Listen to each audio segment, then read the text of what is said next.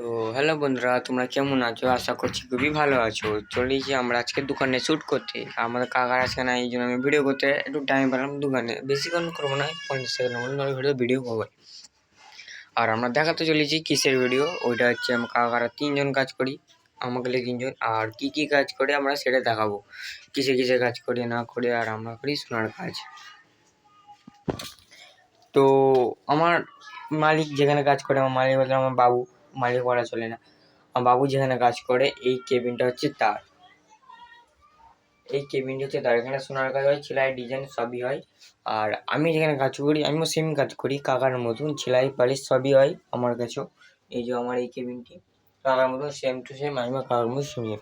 আর আরেকজন যে আছে সে কাজ করে অ্যাসিডের আর প্লাস রান্না, আমরা সেটা দেখাবো। এই যে এইটি তোমার এদিকে অ্যাসিডের কাজ হয়, তো বোতলে অ্যাসিড রাখা আছে।